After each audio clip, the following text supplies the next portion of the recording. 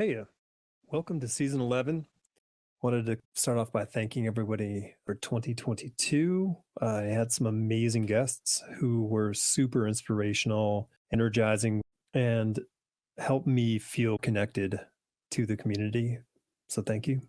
I really appreciate that. This week's guest is Paul Fricke. I discovered Paul through his podcast, and it was when I was asking John Paul Leon to be on the show a few years ago, and I saw he had this conversation talking about Alex Toth, and I was like, well, I like John Paul and I like Alex Toth, so I'll listen in. And it was a great conversation, along with many other conversations Paul has had with his guests on a Titanic personality that is Alex Toth. So I thought I'd ask him to be on the show so we could talk about Alex Toth, but not in the way he does on his show, and connect Toth with the tree of artistic creators in the comic book pantheon. Talk about a bunch of different creators as well. And yeah, this is an interesting discussion about creativity and the longevity of influence. So this is me talking with Paul Fricke. Most attention are the ones with the broadest pop culture appeal. Yeah. It's either a super high contrast black spotting kind of image, or it's something that he did for cartoons. Yeah. Invariably, those are the most popular ones.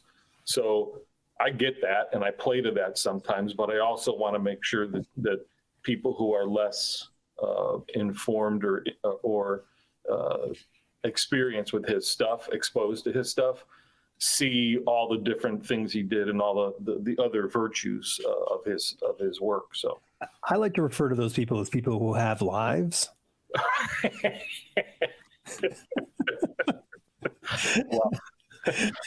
Well, there's no doubt that when I go into Toth almost every week in every one of my classes, I know the students get tired of it. And some have told me, hey, you got to back off of that. Or when they learned that I was doing a show about it, like, of course he is. So I get the, I know that it's off the charts, but I also know that, I don't know, I doubt that I would have the interest or incentive or motivation without that hook. Right. But we'll see how it plays out. Yeah, I mean, I don't know. I mean, I dig it. I think, there are a small number of comic book, people who you could do a focus show on for a lengthy period of time. And he happens to be one of, maybe there's 5 people, maybe, Yeah, even when I talk to people about starting, they're like, what are you going to do? Yeah. Even diehard Toth fans would say, well, you can't do an ongoing show about that. I'm like, and I just typed up, like, the first guy I talked to about that, I typed up 40 topics, like, in 5-10 minutes. Yeah. Send it to him. He's like, oh, I guess you can. Oh, for sure. For sure. And I think, because I think the duration of his career, is, and not only this sort of longevity, but the variety of work that he did in his career is the kind of thing where people can go, like, there's so many angles. There's so many angles. You could have the conversations you have with hundreds of artists who will all have relevant and salient discussions about their, Toth's influence on their work.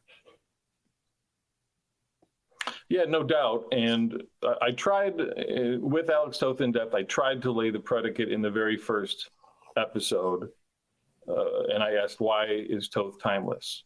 And the whole idea there was not only to give a retrospective of his work and all the different things he did, but also my journey with him and why I kept pulling that thread. Mm-hmm. And then also to kind of say, here's all the different ways he's great.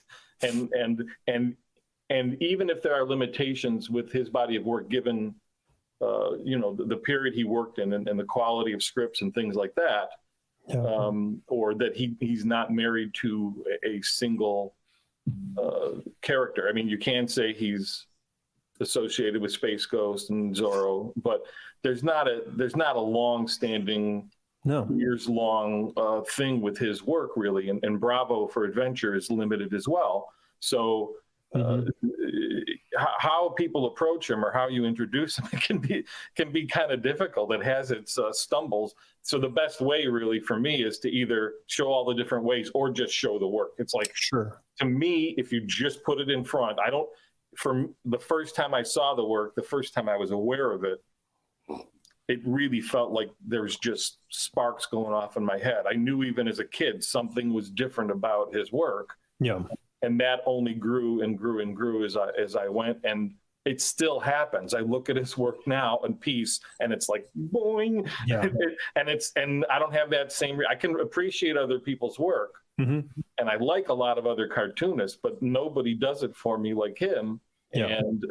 And it doesn't go away. So, and I'm dumbfounded when I do show people that work, or I run across somebody who says, I don't get it. I mean, I can kind of admire him, I guess, or I get it, but I don't like this line. I don't like this. It's too cartoon. I'm like, what? I don't even get it. I don't understand. Well, I mean, I remember I've heard it a few times in my day, but I've had people they're like, I don't know, I just don't get the Beatles, and I'm like, well, then you kind of missed the whole point of rock and roll. Like it just doesn't make sense to me. Like you're saying, cool, I love this house, but the foundation is really just kind of not worth my time. And it's got, and I think that Toth, in my unesteemed opinion, that is really, he's one of these people who laid a foundation for generations to build upon. And so, oh man, there's so much to dig into there, but you said when you first came across his work, what was that for you when you first saw it? Because I know what it was for me, and I'm not saying Super Friends, even though I'm sure it was Super Friends. Again, I grew up with his stuff without knowing it was him. Mm-hmm. So on TV, that would be Herculoid, Space Ghost, and Space Angel. And even Clutch Cargo. I mean, he did limited work on that, but I grew up watching reruns of that stuff. Yeah. And so it was around me. And then I started picking up comics, and then he did, there was another show called Blue Falcon and Dynomutt. Sure. Yeah. And of course. And I recall doing drawings as a young teen, maybe, of that work. And I would pick up comics that he was doing covers of. I think Marvel did some, Hanna-Barbera comics. I can't remember the name of it. It might have just been Hanna-Barbera I don't remember the title, but he did a cover of that, or occasionally he did a Space Ghost story in there. So I saw the work, and then I started noticing the name. And I suppose then in the early 80s, his name started popping up. Probably in the late 70s, I saw his name in fanzines, in comics publications. So he was pretty active in writing pieces and sending in art. So I just became aware of him more and more. In the early 80s, he did some work with the Fox and other pieces, and I started buying that stuff. At a certain point, I just started buying everything I could get my hands on. But that's how it started, and it just kind of grew from there. But I knew him, and I knew his work before I knew him. Where did you grow up? Chicago. I was born in the northwest side of Chicago. Okay, so you were in a major metropolitan area, so access was probably far greater for that than if you were in rural Ohio. Like getting hands on comics? Yeah, sure. Yeah, for me that was an evolution too, because at first it was my older brother would bring comics into the house, and occasionally you'd get some from the grocery store, mostly Archie Digest and Rich comics and stuff like that. And then once the comic bug really started hitting in my early teens, there was a bookstore that carried comics, and I started going there, and I realized, like Harvey put out, comics are available on Tuesdays and Thursdays. They would have these house ads, and then I knew when to go and started expanding. And then one day, my dad took my brothers and I out to a canoe trip in our Budweiser canoe. And we stopped for lunch on an island, and my dad had bought the Chicago Tribune newspaper with him, and he opened up the Sunday section, and on the cover was a photo of a guy named Joe Sarno in Chicago who ran a comic shop called the Comic Kingdom, or the Nostalgia Shop before that. And he's like, look at this. And then I'm taking it in. I'm like, what? And that was the next level. The next weekend, he drove me to that shop, and I met Joe for the first time. Okay. And then that became a weekly pilgrimage to go to that comic shop. From there, I would see the fanzines and learn about conventions. With Joe was also instrumental in running starting the Chicago Comic-Con in Chicago, and then later Joe advertised in the back of Trollords #1 when I self-published, and then he became a friend and was at my wedding and all that stuff. Wow. So it started. That to me, it just kind of expanded and expanded.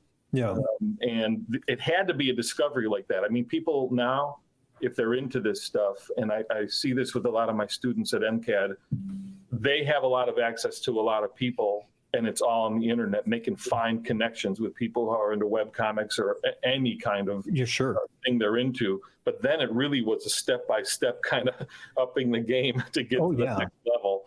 But at least there were places for me to go to find out more about it and connect with more people. Yeah, because I don't think I saw hide nor hair of like a fanzine until maybe like 1982, 83. So like up to that point, it was, like the 7-Eleven and in the newsstands. And then I did I don't know how we found it, but like in the town my father lived in, there was this guy, maybe he was a bookseller, like a used bookseller. Yeah. He had like the second floor shop, but he had this huge section of long boxes, and I would go in there and then he like had this like deal. He's like, oh, for every 10 comics you get, I'll give you 1% off on the sale. And I remember like after weeks and weeks or maybe months of going there, I turned to my dad. I'm like, you know what? If we bought 10,000 comics, he would have to give them for free. Like I did the math, and he's like, you're right. And so like, we went back there like the next time, and the place is gone. So like the guy, but he brought me to his back room where he had, I mean, I'm not kidding, Paul. He had like hundreds of long boxes. Like it was just one of these guys who had all the comics in 1981 that nobody else had. But there were no specialty stores. So he didn't have the avenue of just having a shop that sold comic books, because who would buy them? Right. Yeah. Yeah. I heard stories from the guy we brought on to be our Trollords editor, Brian Augustin, who passed earlier this year. And Brian, longtime friend, he told me that he knew Joe Sarno before I did, in the early to mid 70s, before Joe had a shop. Literally people who were into comics found out through word of mouth, and then would go to Joe's basement. He ran the shop out of his basement because he was already collecting comics and teaching everybody how to bag the comics and all that kind of stuff. So he was one of the early guys who did that while other things were going on in New York and California. Joe was also spearheading a lot of stuff, but that's how it started, was like, I can't run this out of my basement anymore. I'm running out of room. I need a better access point, brick and mortar. It's so funny because, you said like, how that sort of pathway of whatever what the interest is and how you follow it and chase after the next thread and this sort of like interest. And, but then, you were saying how like, younger, everybody, I should say, just has access to everything at all times now with the internet. But you wonder what the equivalent of that basement thing is that nobody knows, and how, like, what is that? I mean, if you hang out on Twitter long enough, I think it'll be Twitter eventually. But, you know, yeah, it's just curious that, like, I mean, I because the thing is like, we look at it from a perspective where we go like, well, there just isn't that anymore. But I'm like, you know what, there is. We just don't know it. Like, we don't know, and it's kind of not for us. It'll happen. Like, this conversation will happen. Yeah, there are still niches even on the internet. Mm-hmm. There's no doubt there are little pockets and niches, and there's probably a forum that 5 people are in on, or whatever they call these. I'm sorry, I can't keep them all straight. But yeah. But a lot of it to me is about discovery and what you don't know. Yeah. And I wouldn't trade that journey for anything, really. Mm-hmm. And then it's a matter of access. Now the access is there, so you can find those niches, sure, and those little spots more quickly. I think something's lost. Yeah. No, but I don't. I'm totally into information and tech. I'm glad for it. It's much like the proliferation of TV shows. I'm like, people are like, there's nothing good on. There's too much available. I'm like, well, there's a lot available, but this is a lot better than the stuff I grew up on. Of course. I'm glad there's a lot of stuff available, and true for comics, true probably for all media. Right. And listen, something is lost in the terms of something is lost in regards to your experience and my experience. Yeah. But for someone who is 12 years old or whatever age, you know, they're 20 years old. I'm just making numbers up, but nothing is lost for them because it is what it is. Mm-hmm. Like the band Kiss might not be a thing now because that whole mystery of who they were was massive. And that was what propelled them. That's another thing my older brother Carl introduced me to, and seeing those covers with the comic booky, the Ken Kelly covers or something, Destroyer. Yeah. And that was my first. That was my first rock concert. Was a Kiss concert. Sweet. Yeah, you're good. You're good people in my book. Then, it's totally. I mean, but it's totally interesting. And listen. You know, I mean, that it's so strange how that mystery and curiosity propelled my whole life. Like that was like the direction my life went is only due to that mystery of comic books. Like, who did this? What is this? How do I get more of it? Yeah, you know, and I think that carries on in a fashion. And you're right, for young people now, they don't think they're missing anything. I do tell these stories to students at MCAD of what my journey was like, and then I ask them what their access point is. And most people now coming in are reading webcomics and manga. That's most of it. And I'd say it's probably, at least at MCAD, the folks who come into MCAD, into the comics program, are about 20 to 30% male. Okay. And so it's a complete flip on what I grew up with in regards to who was into comics, and you know, certainly different from the first Comic-Con I attended. And I think that's all for the good, but it does mean that their access point is different. So I try my best to keep on top of what younger people are into and how they are coming into the medium in different genres, and also at least give a little history of how it was for me, or what it was like 100 years ago, and what is the evolution of the industry and the medium. I find that all very interesting. Well, it is. It's important. It's also interesting and important. And I'll give you, you know, so like when I was in art college, the historian Bob Stewart was my teacher. Got it. And so Bob would like laboriously talk about cartoon strips and stuff from the 20s, 30s, and 40s, and we would dutifully just kind of nod our heads and go, you know. But I can't thank him enough, because the information that I learned in that, just like my art history classes, were so valuable.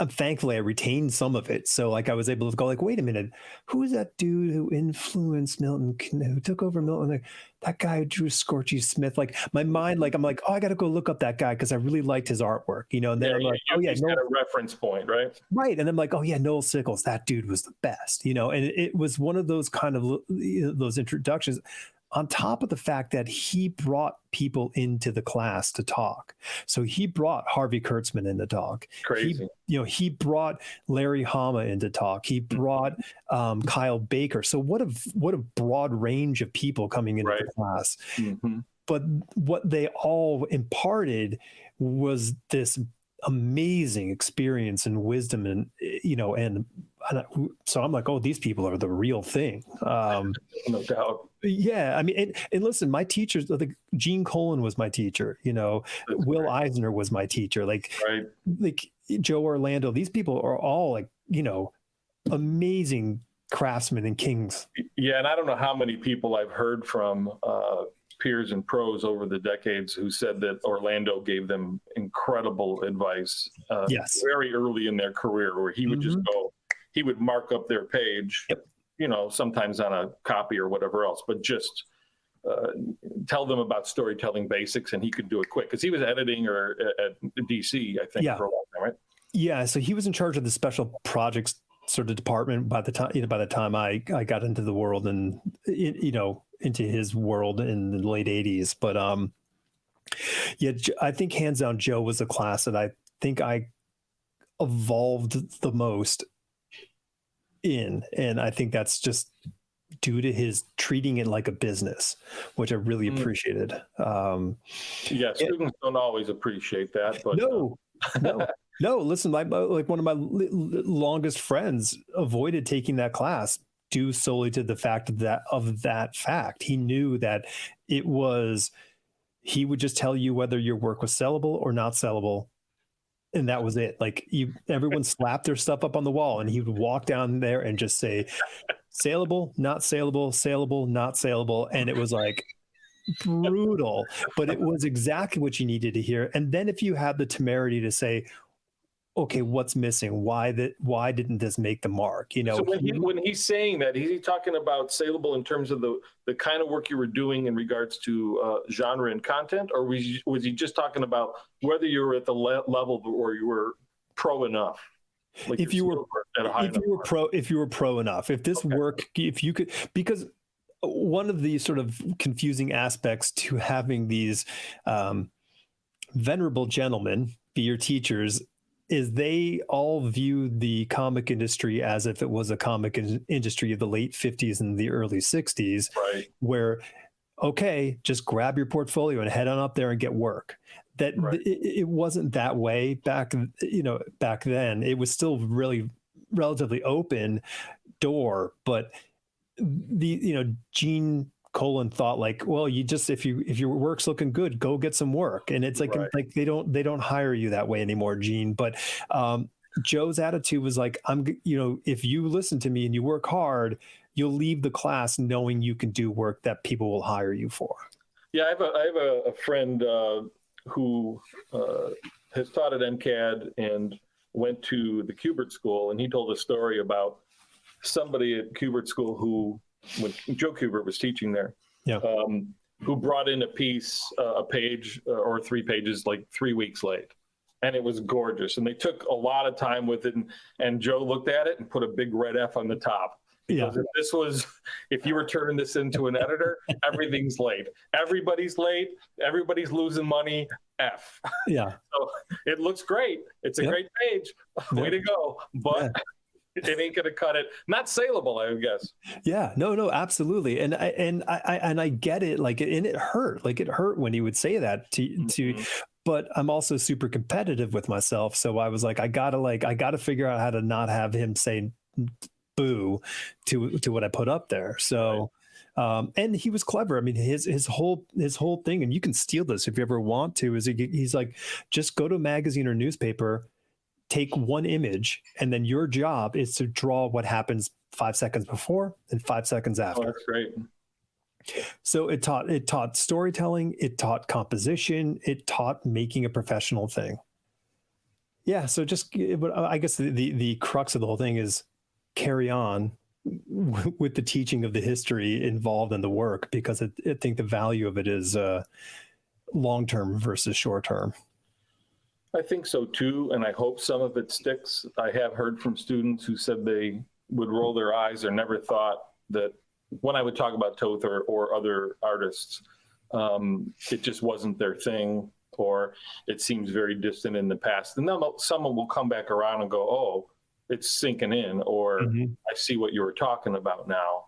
So I try to balance it, and I hoped, I'm not sure it's working or not, but the hope was to kind of do the Alex Toth in Depth show to kind of burn it out a little bit, or have an outlet for it. So I wouldn't overdo it in class, but I'm not sure it's working. Yeah. Well, yeah. I mean, listen, I think if I was teaching a comic book class, it would be very hard for me to not, hammer away on, the value of Michael Golden, to these poor people who would just be, paying participants of my obsession.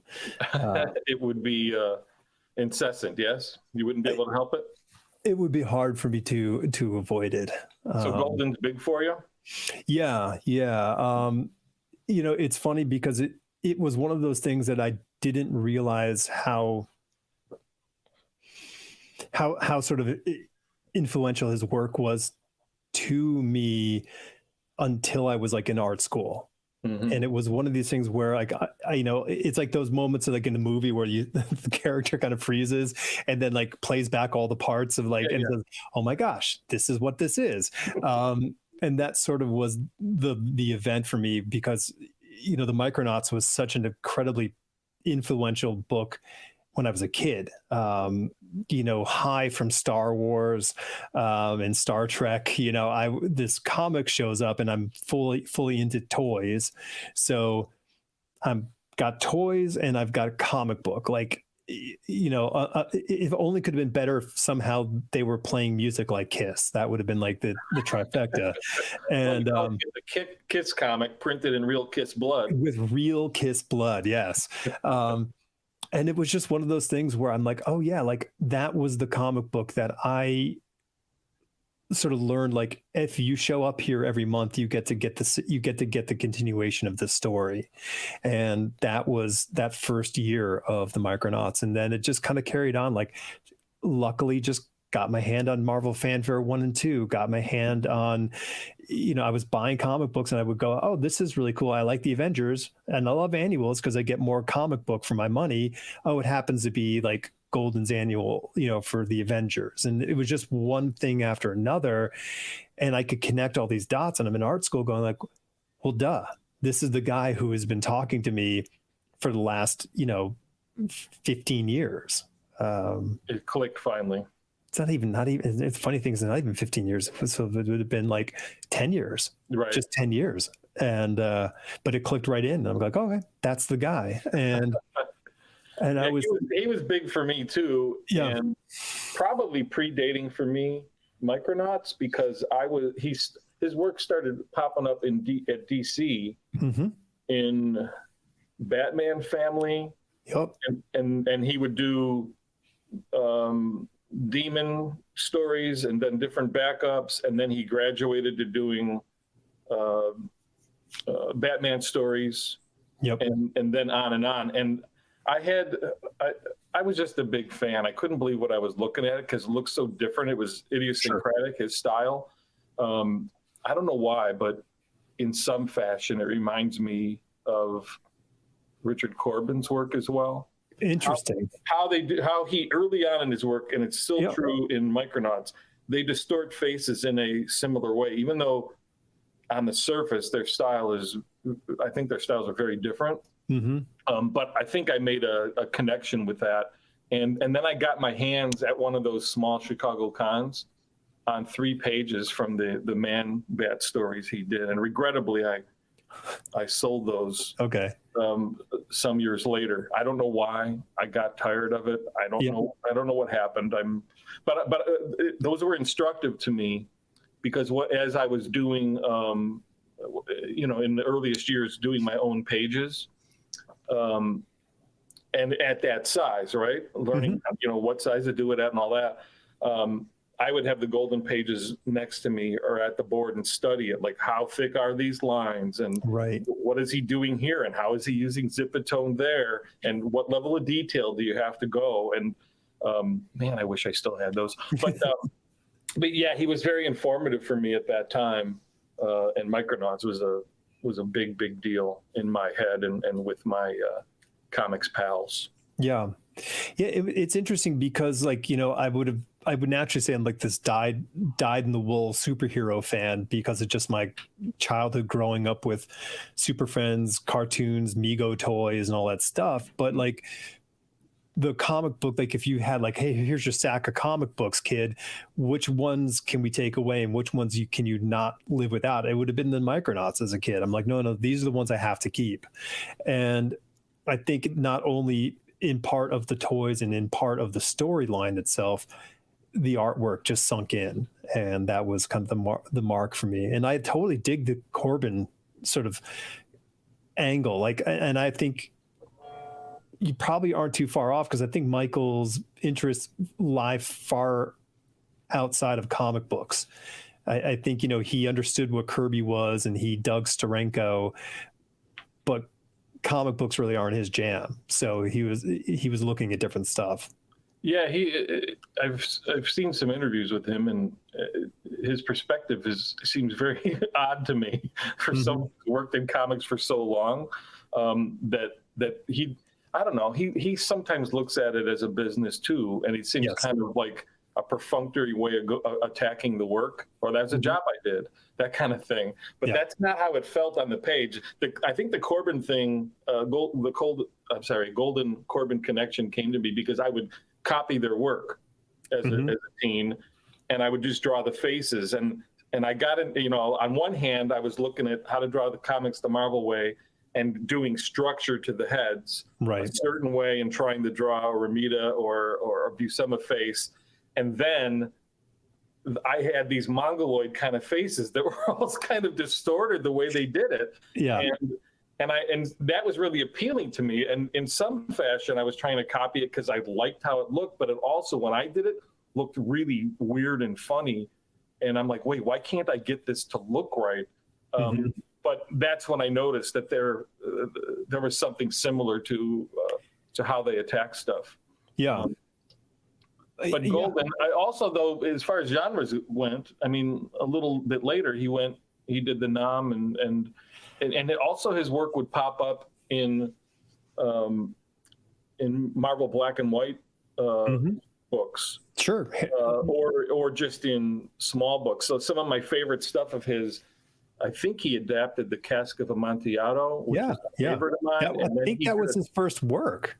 Was it really? I think that might have been his first work, yeah. Well, it stuck out to me even then. And then he also did, I'm not sure what it was, maybe in Marvel Presents, a black and white thing, he did a wash story about the Hindenburg, if I recall. Okay. And it's a beautiful looking story. He did Howard the Duck for a while. So he was kind of all over the map, and whatever he did, I was really into. At some point, I became less enamored with it. Yeah. Interesting. And so I can appreciate it, and I still like some of what he does. But it sounds like you're still into him the same way, whereas I kind of veered into, I don't know, I over the last few decades, I've instead gone to people who do simplicity more. Sure. And I get that. And I mean, there's a Michael, I think Michael has the ability to take very complex things and still make them very clear. It's very hard to do what he does by putting so much in there, but you can still see everything. You can sort it out, even though there's a lot going on. Yeah. And I think that's true. While I think what... I think if you could like go in it with an eraser, so to speak, you could Tothify his work. Do you see what I'm saying? You could you could reduce a lot. Like if you adjusted the contrast, okay, like I'm just going to blow out the white and knock out the black, and you could get closer to that Toth idealism and that we all want. because that idealism of that clarity that Toth puts on the page, we're all striving for it for one degree or another, because we all know that the goal is to make something legible. And communicate it and for clarity. Sometimes Golden in his in sketches he's done the last 15 or 20 years, I've collected them, I've got them in a folder, and he will Tothify his stuff every once in a while. There will be things where he strips it down and there's less mark making and all that stuff. So he can think that way, he can put it down that way. Clearly. Yep. And and like, let's just do a little crazy, like, obsessive talk right here about this, but he does all those things with Sharpies. Like, this isn't like, he's not pulling out brush pens, he's not doing any of that stuff. It's a Sharpie. That's what Golden's doing his sketches with. Yes. Just to put that in context. And that's not dissimilar from Toth, right? Doing the marker work. There we go. Ready? This is the Toth moment. There you go. Uh-oh. The pen. Exactly right. Yeah. I mean, dude, like, the second I learned this is what he used, I bought boxes of them. I'm like, that's the magic. If you have the pen, then you can do what he does. Well, so I think I was talking. I was talking with someone, maybe it was last week, maybe I was talking with Billy Hines about this, but the thing is about this whole, if I buy the tool, then I'll be able to do what they can do. Yeah. That's the false narrative that we tell each other, ourselves. But the magic that happens from that is when you plateau with whatever tool you're using and you introduce a new tool into the equation, your mind has to evolve, to adapt, to get better at that tool that you just put in your hand. Right. So you do actually improve. It just may not yield the result that you thought it was going to give. Right. Well, and at least unlock something, so you have to approach the work in a different way. For sure. This is the kind of thing I do. I just taught a class, and I've taught it several times, called Materials and Techniques, Comics Materials and Techniques. And I'm just trying to have the students do things from a variety of ways. We do assignments where it's brush inking over good blue lines week after week. So you're getting the technical aspect, the control over a brush. But then I have them draw each other observational drawings while people are talking to each other with a Sharpie, as thick a line as possible. So I'm trying to run the gamut from one side to another. And then we do a lot of things in between as well. Yeah. And I was a guy who grew up going, wait, how did they do this? What's the right way to do it? Crow-quill was my thing, and then brush and line variation was my thing. That is not my thing anymore. I can do it, but now my thing is to attack it with more of a less line variation. I'm more concerned about the texture of the line and what the line is where it's going, rather than, as John Paul Leon said to me, what it's doing. And and so there can be an evolution, or you can bounce back and forth between those things as well. That's the joke is, people roll their eyes when you ask that thing. What kind of pen do you use? What kind of brush do you use? I think there is some value in it. When I ask that question, I'm not asking, because I asked that of Jaime Hernandez once, and he told me, and I was astounded that he got the kind of variation he's gotten with the G pen, which I find very stiff. Right. And so that just gives me a different perspective of what is possible with a tool. Not like, I'm going to get a G pen now and draw just like Jaime. It doesn't work like that. Yeah. But I think a lot of pros infer that meaning or motivation with that question, and maybe people do mean that from time to time. I'm just trying to find out who does what with what, and why is it worthwhile. And what you learn is, after you ask that question many times, is everybody's using everything. Sure. There's all kinds of people, and they're getting good work from a variety of tools. So that's the thing. All the tools. I mean, like when I was, drawing, for my bread, like my tabletop had tons of tools around it.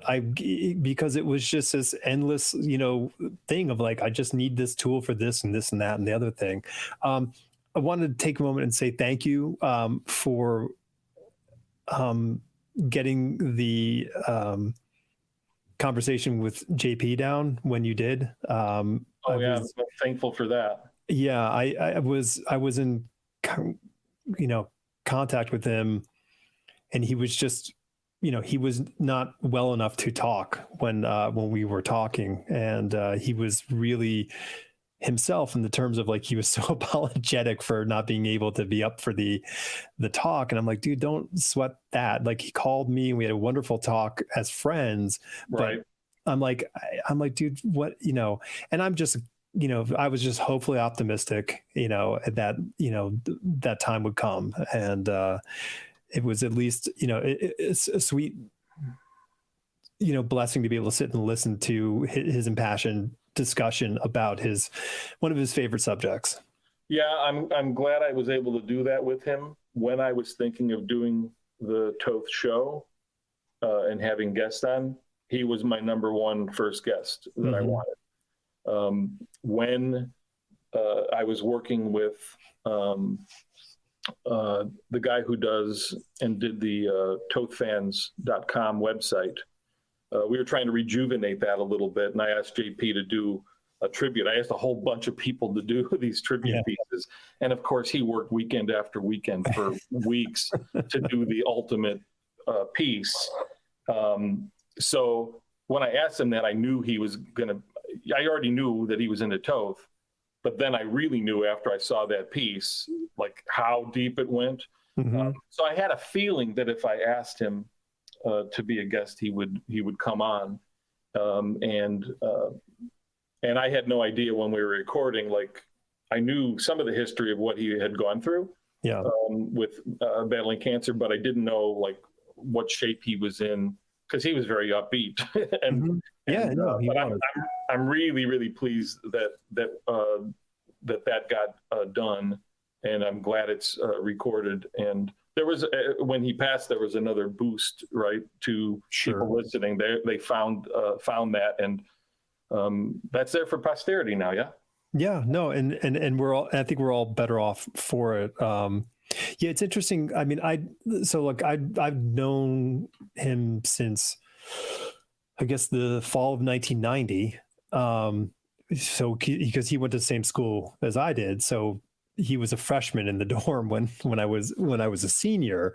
So that's when I first met him, and he hadn't discovered Toth to the degree that he had, sort of, absorbed him later on. So, but he was very much a, Frank Miller fan. He was very much a Michelangelo fan at that time. And, even at an 18-year-old level, we were all like, this kid is unbelievably good.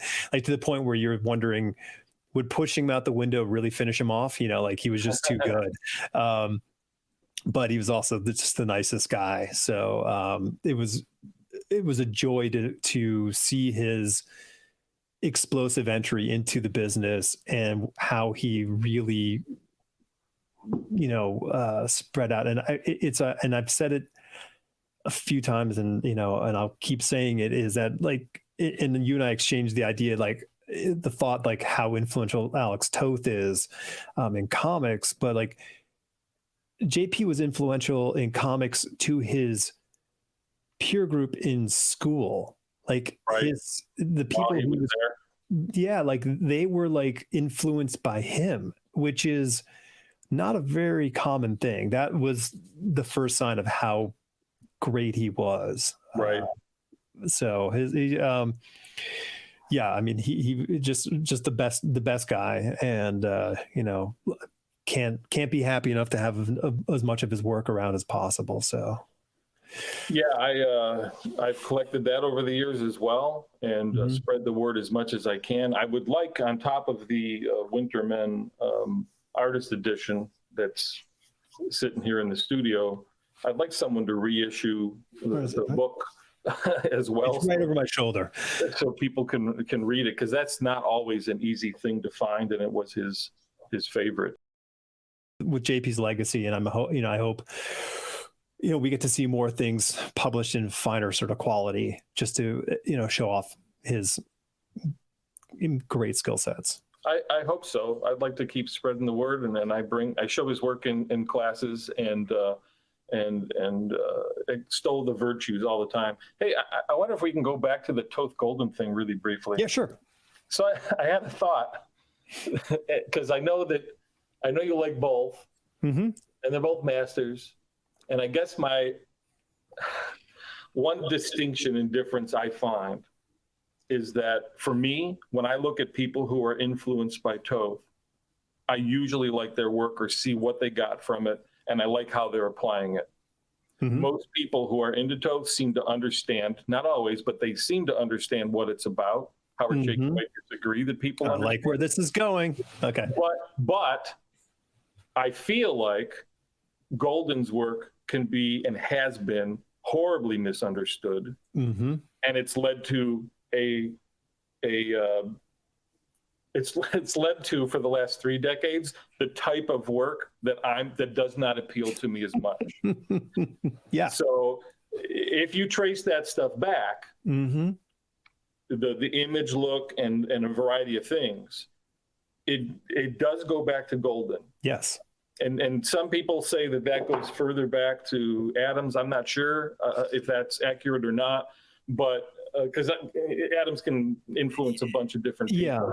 But to me, Golden is a very particular type of guy, probably because of what you said. He's influenced by things outside of comics in some fashion, similar to Mignola is influenced by things out of comics as well.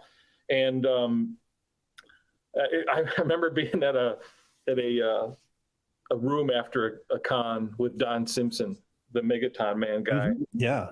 And he went on a little rant one night about how artists are influenced by others, and they're misunderstood by others. He's like, what did he say? Crumb's whole style is just a misunderstanding of Will Elder, and Elder is just a misunderstanding of Frank King. I think there's some truth to that. Yeah. To some extent. And I do think that in applying that to Golden, I just think there's a whole bunch of people and a whole type of artwork that is just misunderstood. They're not seeing some of that structure underneath it. And there are idiosyncratic things as well, not only in faces with Golden, right? Mm-hmm. But also with the anatomy. He's really pushing things out, and they look a little funky and clunky to me sometimes. Yep.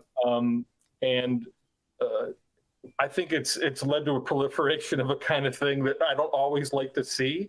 Whereas almost always with Toth, it's like, all right, even if they're not quite on top of it, or they don't quite get this, or they're looking at surface elements, it's like, I still like looking at that. Yep. And that may be a breakdown in for me, how I view those two and compare those two. What say you? So, okay. So I totally get your observation, and I agree with it. I think my analogy, since the timing sort of works out pretty well within a year or two in the 70s, is the emergence of Michael's artwork is like the emergence of Eddie Van Halen's guitar playing. And you had a generation influenced by the right thing that Eddie was doing, and then the wrong thing that Eddie was doing. Mm-hmm. And not saying Eddie was doing the wrong thing, but they were thinking it's all about doing hammer-ons and in flashy fast playing versus the shuffle, the rhythm, the songwriting, the structure, and the actual musicality, like the actual virtuosity. And I think those are the things that we ended up with. I guess the first sign of the whole thing would have been Arthur Adams appearing, in 1984, 85, with his sort of take on what Michael had done, with, let's say Long Shot being really the first sort of example of that, and then sort of evolving into, McFarlane, and the numbers go on. And they all took whatever they took. Todd McFarlane is the guy who invented the curly Q spiderwebs, except that he didn't. It wasn't him, it was Michael. But that's just how time works, and popularity. But you get a Brandon Peterson who understands a lot more idea of clarity, and what Michael was doing with his work. And who I really think has a very strong golden quality in the work that you don't look at blush, but when you look at his Batman drawings, is Chris Samnee's Batman drawings, when he does these sort of cityscape, these are sort of these single commission page kind of things. Right. He gets that sort of very black and white way Golden does Batman commissions and covers, which is very Toth. It is, it's just Toth with a lot more detail kind of mixed in there. Yeah, it's interesting, but I think it's like people taking the wrong lesson from the source material.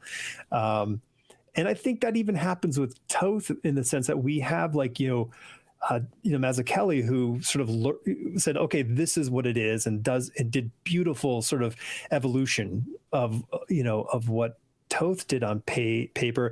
And Andrew Robinson does amazing artwork in this kind of interesting evolution of Toth hero look. And it's unbelievable. But then there are other people, and I won't name people, but their influence isn't Toth, it's Mazzucchelli or it's Robinson, and we're getting that sort of generational copy factor. Like the copy of the copy isn't as interesting as the original. Right. And I think we're sort of in that period of people, of course, JP, of course, another person who took Toth's learnings and applied it to their work. Yeah, in all cases, and that's why I show, work from a long time ago in classes and try to draw the threads of those different artists in this school from that school and who led to who and all that stuff, just to show it's not just been created now. Right. It came from somewhere, and people are all influenced by a lot of stuff. But also to say, trace it back and go to the source wherever possible. Yeah. Well, I think another thing is, I'll quote myself here, but the idea of virtuosity, like that, I think is also the danger here. Michael's virtuosity is eagerly on display, while Toth's virtuosity isn't eagerly on display in many ways. Like, I don't think he is servicing a story in his as clear a way as possible. Now, there are many examples of him showing off, and they're wonderful. But I don't think Michael's showing off, but the virtuosity is sort of kind of hard to not have happen on the page when he puts a pen in his hand. And I think that we all look at that and we go, okay, well, I'm just going to do that. I'm going to do that. And unfortunately, it's like asking, hey, can I borrow your G pen, expecting to draw like Jaime, and you're not. You're just going to end up drawing whatever your line is with a G pen. Right, your line's going to come out. The stroke, who you are, is going to come out no matter what you're doing. Yeah. Yeah,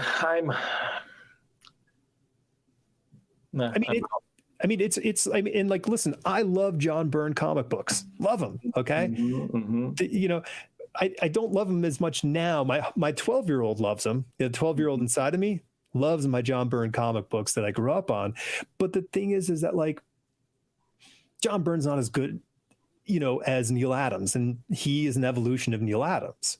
When you say that the image guys got it from Neil Adams, I think they got it more from Byrne than they got it from Adams. I think because this generation was reared on, John Byrne comics, I certainly was. Yeah. And I recall when he was at his hottest, something like Gary Groth would write an article going, I don't get what the hubbub is about. Yeah.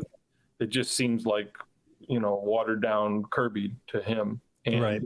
But what attracted me to Byrne was that he did Adams in a fashion, but it was also simplified. And there was a cartoony quality to it that you don't find as much in Adams. It was a little less of that photorealism thing. Yeah. And I detected in Byrne's work that was certainly true in his earliest work at Charlton and then his first Marvel stuff, was a little bit of a manga influence.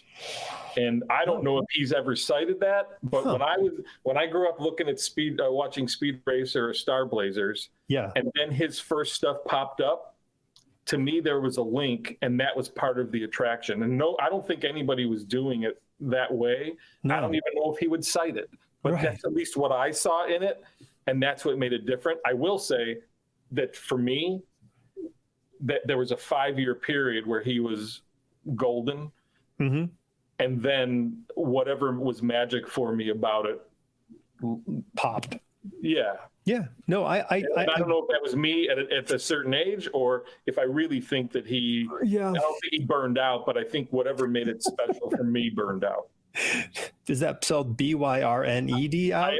And unfortunately, I did not intend that. No, I think, I mean, it is interesting. And I mean, listen, I couldn't get enough of Byrne's comic books between 1978 and 84. Like they were the greatest. They were just they were everything you just said. And but it is an interesting thing. I mean, we all kind of like, and I think even as you said, like with Golden for you, like we all kind of move forward, and we move on. And the outliers are the things that really do stick with us, like and carry on, because there's some sort of foundational element to it. And I think unfortunately, it wasn't that with Byrne for me, even though I love the Iron Fist run that he did. Like, to me, that's some of the coolest comic books ever. But that's just me, and I dude, I love the Charlton with Space 1999 stuff he did. Like, that was really cool. Like, it was fun. Yeah, I sold several years ago, I sold my large Byrne X-Men piece. He did in 1980 or 81, I think it was. He did 6 X-Men on a big 18 by 24 sheet for me, and I kept that for decades and finally sold it. But the one I didn't get rid of, and we'll keep, there's 2 of them. I've got a Beast hanging upside down with a Playboy fold out, which was that fold out of that year, of that month, was his reference for the Scarlet Witch, he told me. Oh, wow. Okay. And then the other one is Spider-Man with Raj 2000. That was my request. And those I'll never part with. And it really is, to me, when he's at his peak. Yeah. So we've kind of touched on a lot of things here that are really kind of interesting. Is an interesting subject to me. Is this sort of comic book tree? And I talked to Billy Hines about this again. Billy Hines, if you don't know him, he's a really good, avid comic book collector and just a great lover of comics and a bon vivant in his own sense. Yeah, I've had some contact with Billy. Yep. Yeah, and we were talking about this sort of family tree of comic book influence. And I mean, I understand we have to cut out people outside of comic books in this thing, but where do they all kind of, where did they come from, and who influences who? These sort of legacy influences would be the Alex Toth line, the Jack Kirby line, but that line died off pretty quick in my observation. And then the Neil Adams line, like, these are the people who, like, think of the people that Neil's artwork influenced and how he changed it and how, but like hitting like the late 70s, man, the Jack Kirby vibe kind of fell out of vogue. I see remnants of it, and there are people who are still Kirby-ish, but I don't think it is as obvious. Even when I was getting some of my first comics instruction from at the back of a comic shop from a guy who was going to art school and was into comics, he was like, "Who's like the biggest influence?" And I named all kinds of people, and he was like, "Kirby." Right. I was like, "Wait, what?" Because to me, even though I grew up with Kirby, either stuff I saw was where he was churning out pages, and the early Marvel stuff is fairly crude, even though it has a power. Or late stage Kirby, which now I love, but then like I gobbled up and I had, but was a little, it felt dated and off-putting a little bit. highly idiosyncratic. So it took me another 5 or 10 years to kind of come back to Kirby and appreciate him more. Yeah, I totally But I agree. think there are traces of Kirby in a lot of superhero comics, but I don't know how many people cite it, or that it's as noticeable. Yeah, I mean, and I think, and I wonder if his influence is so baked in That's what I mean. Yeah. to the point where nobody really knows it. They're what they're responding to in somebody's dynamism or foreshortening or whatever the thing is, or stylization. Hmm. Um, this is just something that is sort of, this is what you do in comics, regardless of technique or style. Yeah, and a Uh, lot of people in comics from our age or a little younger will cite John Buscema mhm. as a major influence. But when you hear Buscema talk, and some of that is because of How to Draw Comics the Marvel Way, or he was prevalent in the Sure. 70s. But when you hear Buscema talk, he basically said, Stan not only told him make this more like Kirby, but he studied Kirby, swiped Kirby, and studied it to kind of make it his own. So even if Buscema looks different from Kirby, Right. he was riffing or told to actually style it Oh, after Kirby. and you can see it in the figures, those kind of really kind of crazy Kirby like jumping figures. Like Yeah, Buscema will do that, just with a bit more, you know, Bridgman in there than not. Um, hmm yeah, but it is interesting because I mean, you were saying that, having Stan saying, "Hey, draw like that." There is that thing. I remember, in the '70s looking at comics, and I own tons of Kirby comics, but I didn't really go like, I love Jack Kirby, so I'm buying this Jack Kirby comic. I found the artwork to be odd as a kid, Yep. but looking back at it, I'm like, man, I chewed up those comic books. Like I loved them, and it clearly was a response to what he was doing. Yeah, no doubt. Even though I had a similar reaction, I kept buying them. I Mhm. kept buying Eternals, and I was a huge Devil Dinosaur fan. Okay, cool. And I even wrote a letter. I'd forgotten I wrote a letter, and a friend told me, like, "Hey, I found a letter in Devil Dinosaur 6." Oh Um, no, really? oh no, is right. It's a little embarrassing. Oh wow. It feels like a 9-year-old wrote it, but I think I was 14, and I'm like, oh my gosh. Ugh. So people can track that down. I remember buying the that whole first run that he did at DC, those first issues. So he Yep, did like, the boy, was it the boy millionaires or like there was a group of millionaire like teenage boys who flew around solving problems with right, money. I don't know what they were doing. It was like the good version of the whatever those hooligans that he had in Marvel.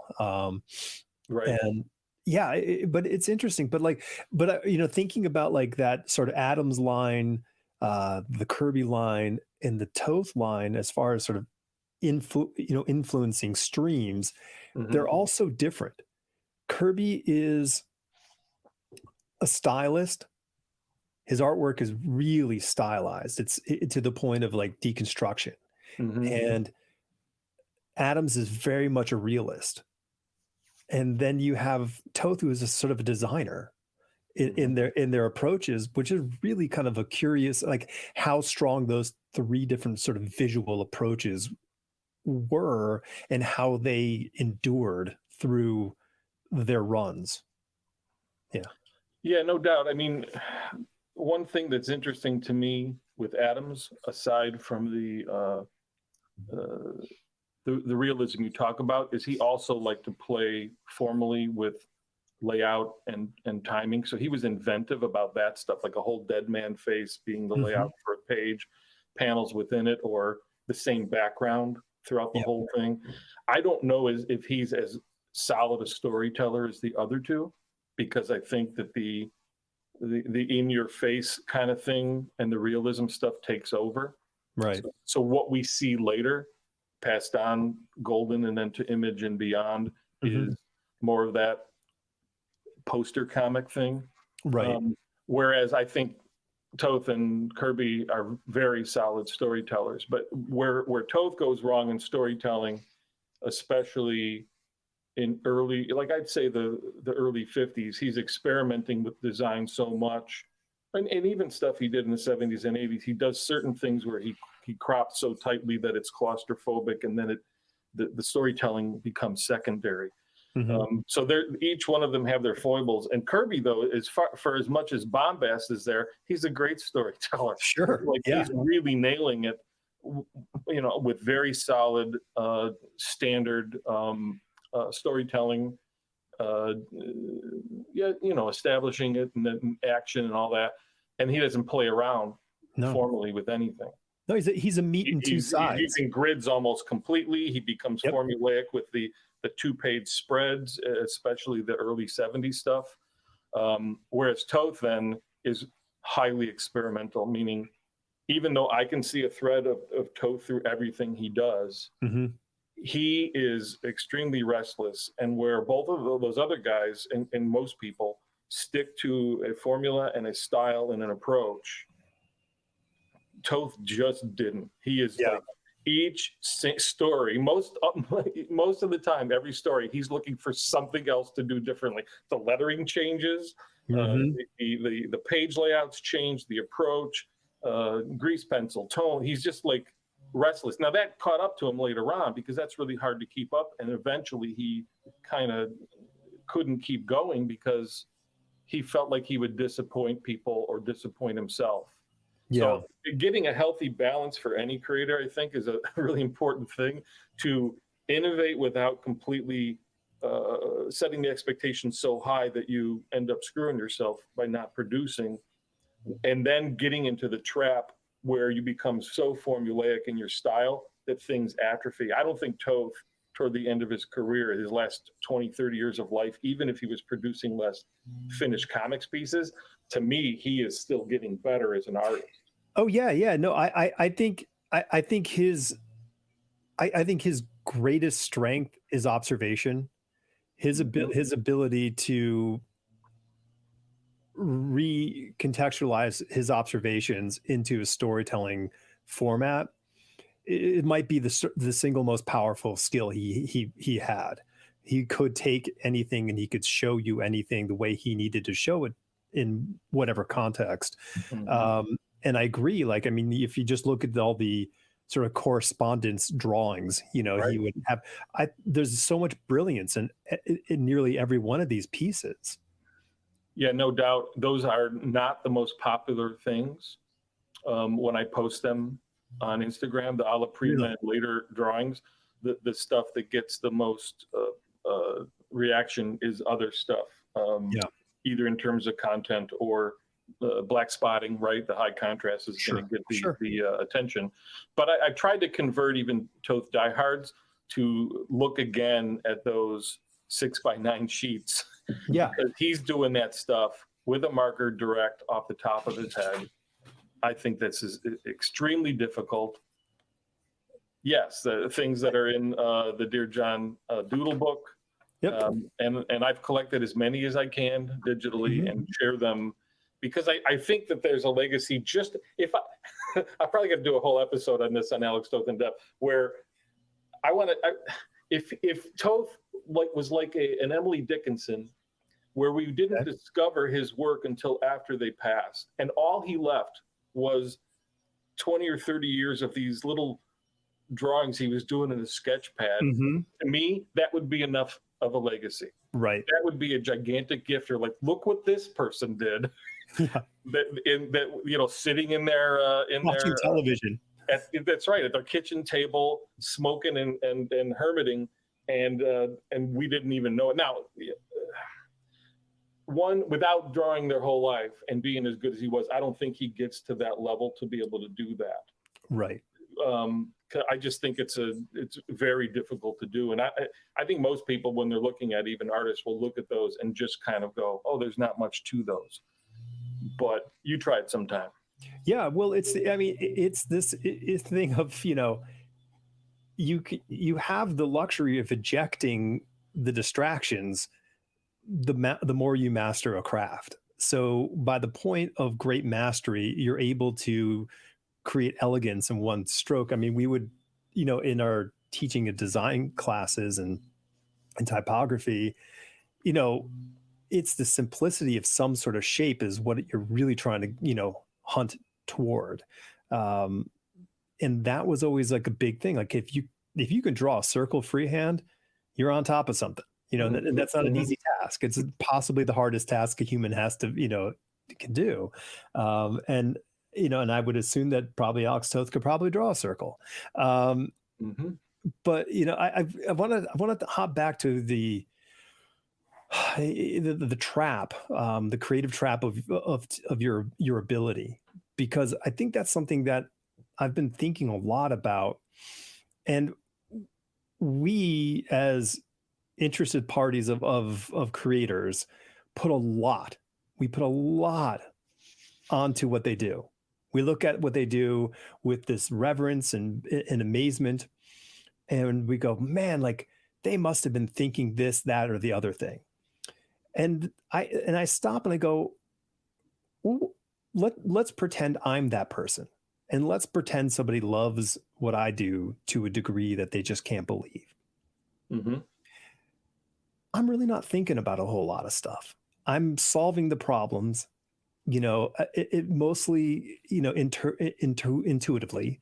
And then it's interesting because drawing is a very sort of kinetic exercise. You have to, you sort of kind of move, and you got to keep moving and doing things. So the time for reflection is pretty limited. You don't really take a lot of time to do a comic book page or an illustration because there's usually sort of an external demand on it.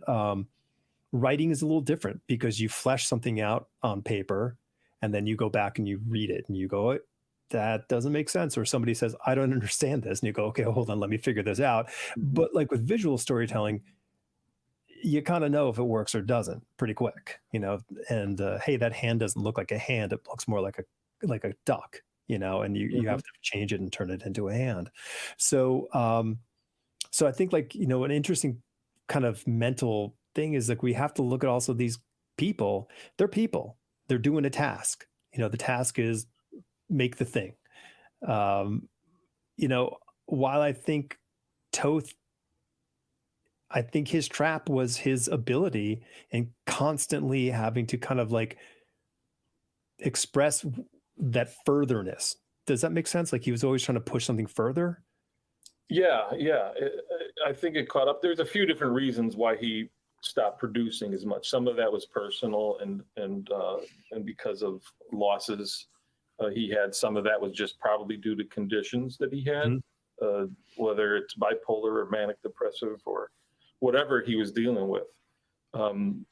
Probably then even misdiagnosed or not diagnosed. But then some of it was just this drive that he had. So a lot of it was what led to his greatness was that that goal of that high excellence, but it's also what kind of jammed things up at the end. And he had people he revered. We've mentioned some of those like Sickles and Kniff and so on. And to him, those guys are great, and he doesn't touch them. Right.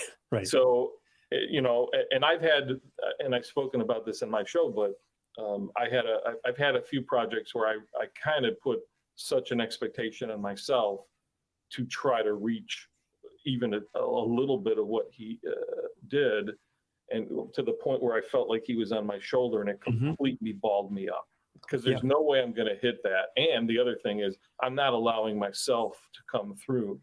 So on my current project, Blood Orange, which is at newdaynoir.com, for those who want to check it out, everything I did in regards to how I produce, what my process is, all of that is to kind of subvert everything I learned previously in regards to comics production. So and some of this is born out of teaching as well, right? I'm trying to encourage students to do a certain thing. So I'm like, well, I really need to do that in my work too. Some of that I was able to subvert in regards to dealing, working digitally.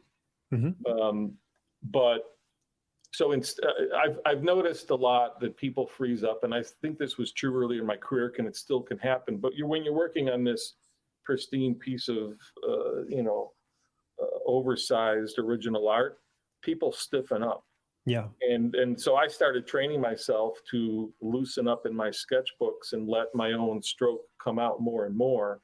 But then when you go to the page, that doesn't always come out. It's an age-old problem. Everybody, most people have that. Yeah. Yeah. Yeah. So what I'm doing on this current project is drawing smaller, 2 size, in a mule skin sketchbook. And I'm using brush pens. So, before I would use the standard, brush, whether that's a dip or a Pentel color brush or Pentel pocket brush or whatever, that line thickness, that variation thing, the clean line, all that, I just threw all of that out. Right. And I tested and tested.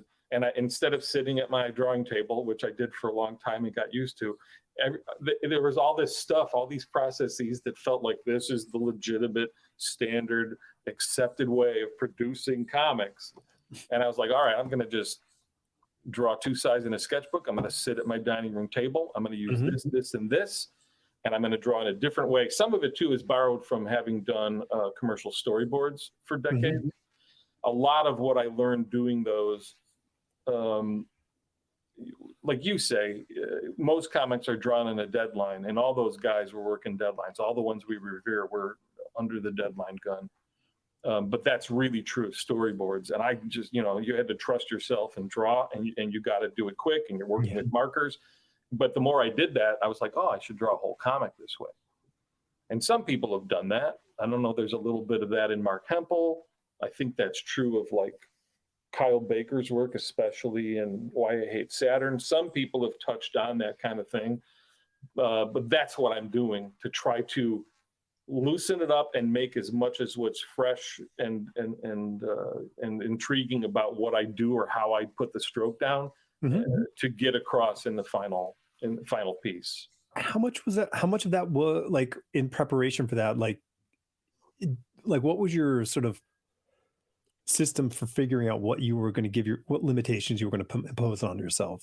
Some of that I think is just years of testing different sketchbooks.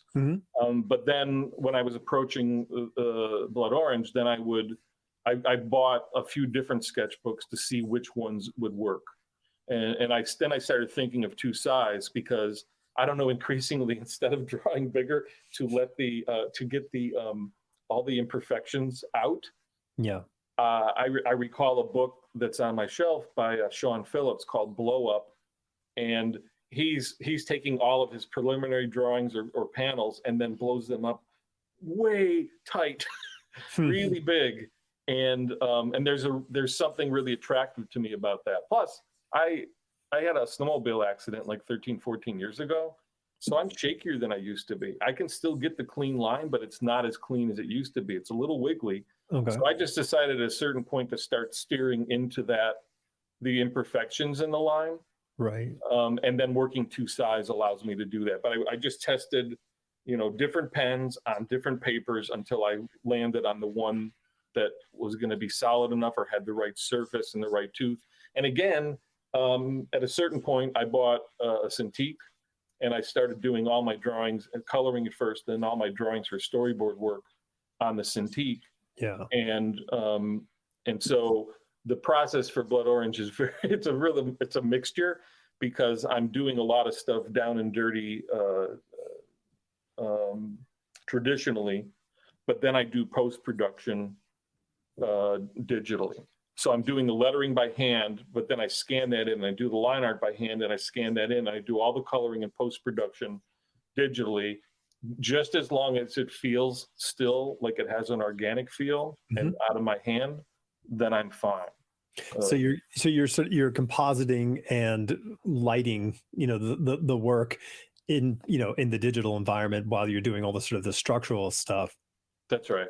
Yeah. Yeah, including the breakdowns. I do that all old school. I just print out like maybe 4 pages on a sheet smaller, and I do those that way, and then go right into pencils into sketchbook from that. And what kind of sort of timing restrictions are you imposing on yourself?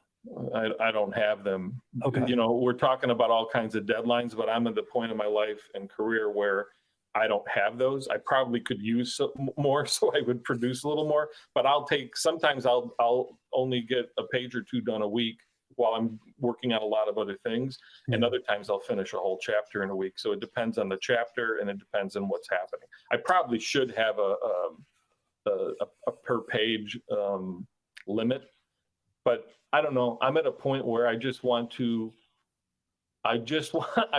work on each piece of it and then get the finished piece and then leave it alone when I think it's finished. Mm-hmm.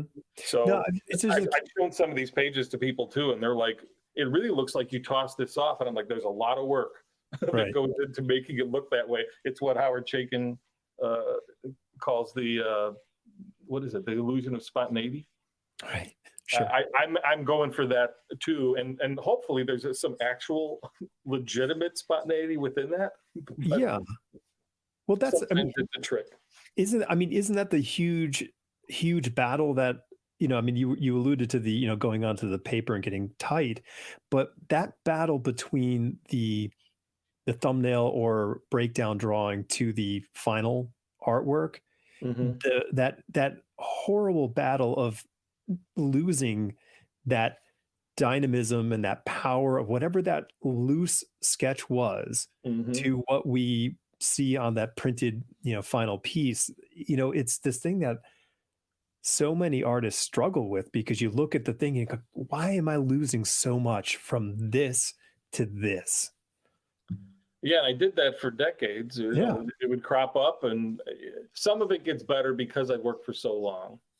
But some of it, even like 10, 15 years ago, I would still be doing, let's say for a commercial comics job, I would do like 5 or 6 stages, small thumbnail, larger layout, Sure. Yeah. pencils, and then go to ink, and then clean up. And then it's like, and it's, in doing this and some of my more recent comics, I'm trying to compress that and cut as many steps out as possible. There's no doubt that earlier in my career, I was very careful about everything. So I would do my sketches and then I'm like, oh, I finally got that drawing right. And then I would light box it over so the drawing was right, but then it would lose some of the life, like you said. Mm-hmm. So some of that is, just, you got to do more pages. You got to do more reps for that to kind of come out. But I just want life in these things. Plus the other thing is, I want this stuff, for comics especially, I want things to look, I don't want them to look labored over. Mm-hmm. I don't want to have a poster panel and a pretty illustration. To me, comics art is not illustration. Everything should be, is tailored to tell the story.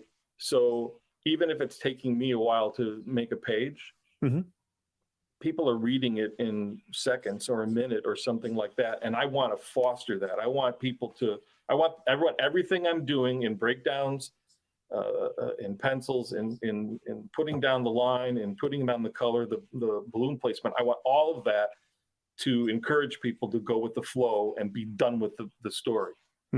And all too often I see people like laboring, whether it's my students or pros, over comics to do a pretty drawing, and I don't care. I just don't care, because meaning a perfect, realistic, everything's there, highly modeled.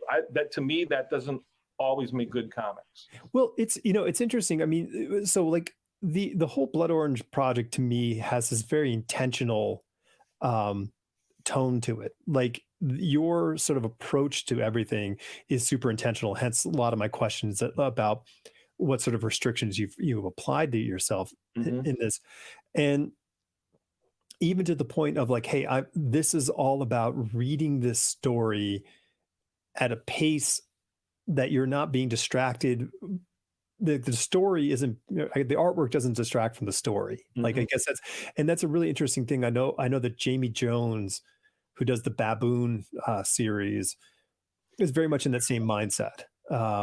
He's a huge classic, strip, artist fan, loves his Will Eisner. And we joke that he has a time machine and he's actually from the 30s and the 40s, but he's very much in that mindset where it's like, hey, I'm all about like getting the story out. It's not about doing, but like, it's that trap that we were talking about, like, with the sort of the masters, that we were discussing earlier, but it's this trap that we have in ourselves where it's like, well, I gotta I got to get that cup right at the right angle, on that table and the right lighting and blah, blah, blah, whatever the things are, which do take all that. It takes time. It takes a lot of time. And the benefit, like, who's that benefiting? Is it benefiting our own ego? Is it benefiting the 5% of the readers who are artists who are looking for the, like, oh, wow, look at all that work that, Jimbo did in this page, you know what I mean? It's like, are we drawing comics for our friends, or are we drawing comic books for ourselves? Like, I mean, it's an interesting kind of battle. Like, I think a lot of whatever I would put down was a lot focused on like what my peer group would say. Yeah, I had a student in our final crit class the other day. I was commenting, and there was a lot of detail on a couple pages. A lot's going on, buildings and people and all kinds of stuff, and it kind of creates a world. But there was a lot going on, and I was commenting on it, and they said, "Well, I'm just trying to impress you." And I think that's really what people are trying to do. I certainly felt that in my teens. I'm like, I'm going to draw this skeleton so it looks like a skeleton. People are like, "That is so impressive! Look at all those little lines." And so what I've tried to do for myself and encourage with students is to say, what impresses me is putting thought into how you're doing your comics and telling your story, and then how you're executing it. To me, that perfect cup, just so modeled that you were talking about, I just want it to be believable. Yeah, right. I just want it to be believable enough and credible so it reads as a cup that I believe someone can pick it up and drink from it. And why are they doing that in the story? And then keep moving. Just read it and keep going. Now listen, I'm going to, in full disclosure, like, my insides are screaming as we're having this conversation.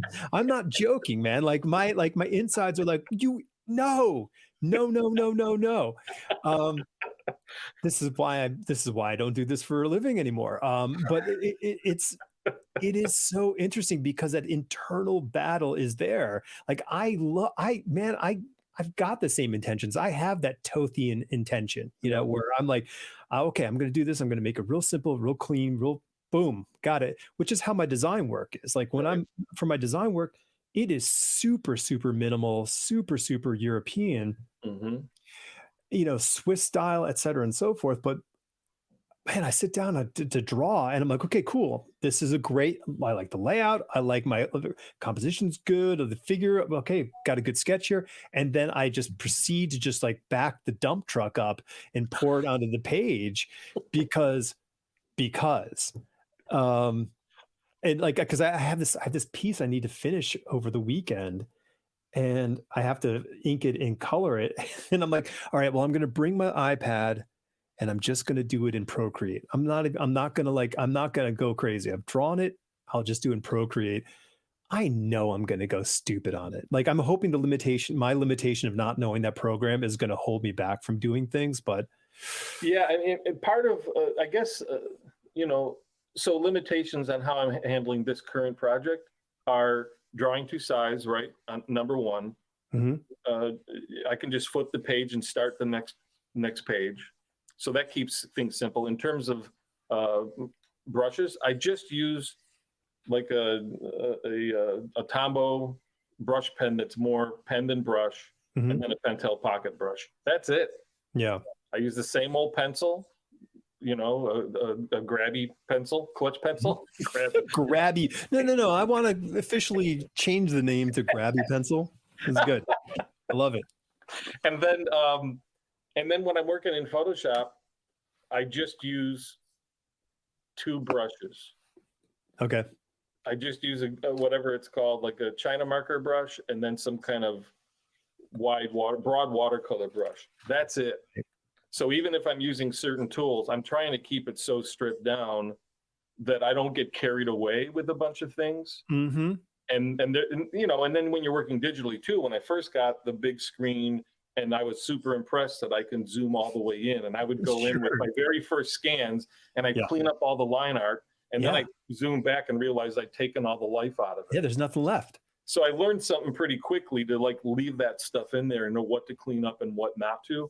And I've got a good sense now of like, some of my drawings in my sketchbook are bad drawings, and I don't over pencil. I just go in and do it fast. Mm-hmm. And if I screw up a face or a leg, or I don't get things right in terms of continuity, or the hand's not on the money, I don't care. Yeah. I'll just draw another one and patch it in, or I'll do that with the China marker brush in Photoshop, and I don't think anybody can tell. Yeah.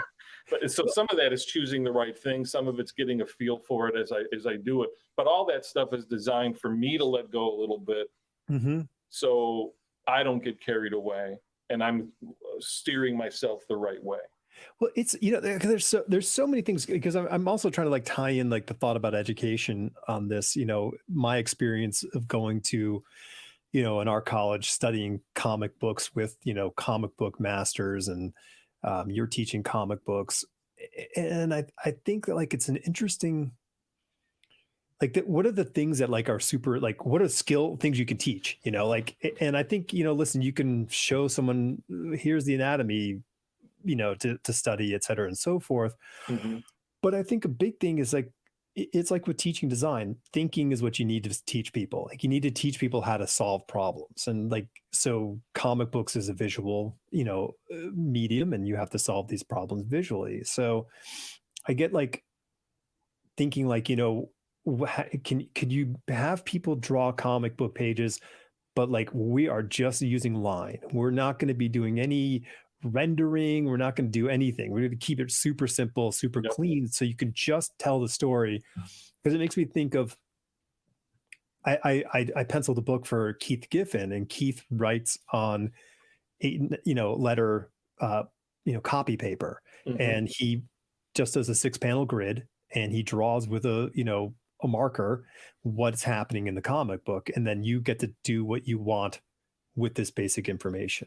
But that information is super clear. Like, that was a comic book for me. I could read it, sit down, go, okay, that was a great comic. Now I got to make it look different. Right. But like, that skill set that he employs in his writing is a great thing, like for a young artist to go like, oh, okay, I don't have to try to impress the teacher with all this detail and line work. Mm-hmm. I just got to do the job, which is tell the story clearly. Yeah, and I'll do that with students too, either in observational drawing exercises, Mm-hmm. or one assignment this past semester was to work two size or use one tool with a deadline. Mm-hmm. So there's really no tone hatching or Right. black spotting or color. And some people that's in their wheelhouse, and others it's like It's a battle. completely foreign, and like, what are you doing to me? So, Right. I tell students, especially in this particular class, comics, materials, and techniques, that there are going to be weeks they hate, or they've never been and never want to return, but there's going to be other weeks where they're going to fall in love with it, or it's going to be right with what they've done before. And so, there were limitations previously because of reproduction limitations on how comics looked and how they were produced. Inking is a thing because of reproduction prep, and now you can do comics any old way. So, For sure. And so one of the assignments too is just to draw a full comics page with a pencil, everything in pencil, not pencils to be inked, a finished pencil comic, whether that's completely shaded or a rough pencil look, all the lettering's in pencil, because you can. Yeah, you can totally do that. If you can find the issues, as an example of how far you can take that to size approach. I remember Steve Lytle was doing a lot of his work in the last 20 years or more to size. So he was doing them on like half sheets of Bristol. And I mean, he was inking those pages. And if you remember his artwork, it was not a detail-less work. Yeah. Yeah, he probably forced himself to do that, either to simplify a bit, or I don't know, sometimes it's a budgetary concern. If somebody wants to draw a 200 or 300 page, I know, I just read one. I don't know who it was. Maybe it was Tilly Walden. Tilly Walden did a Walking Dead spin-off graphic novel I just read. Sorry, I can't remember the title. Clementine, I think. until he says that they drew the whole thing like on, copy paper. Okay. Yeah. So it's being done. Yeah. And it's being done across the board. I guess you said comics is a visual medium, and that makes me scream. because the thing I've been thinking about for the last few decades is that comics is a reading medium. Right. And when I've pushed this out online, anywhere, social media, I get a lot of people reading into what I mean, or misunderstanding it, or just completely disagreeing. So I think it's an interesting debate. But my thought is, people, when reading comics, people are reading the pictures as well. Mm-hmm.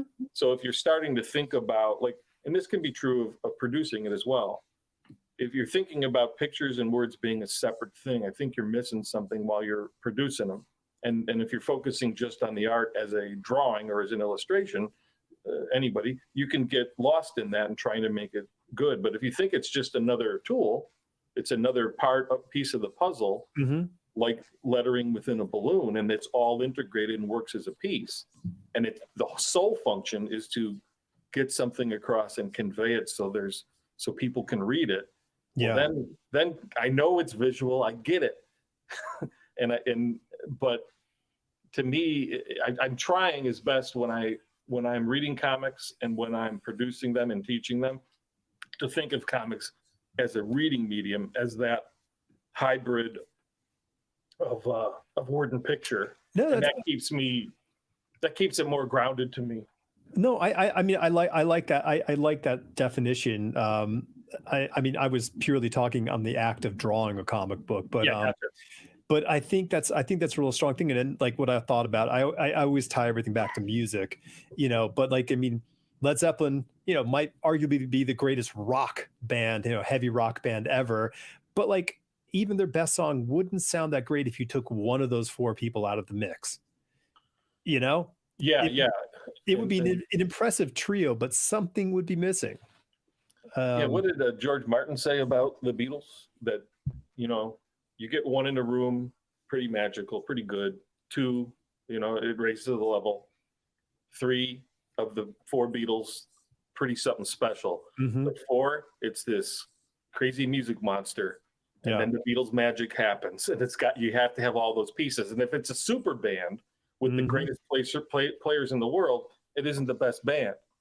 Right. Most of the super bands I see are crappy bands because they're all showing off. No, and you need to have that glue, that dynamic, the chemistry. Well, it's not strictly virtuosity. That's the, and I was having that talk recently with someone about the idea of virtuosity versus sort of musicality. And I think you and I were talking about that earlier, and the idea that Van Halen and stuff. Right. Like, I mean, conflating the issue of virtuosity versus, musicality.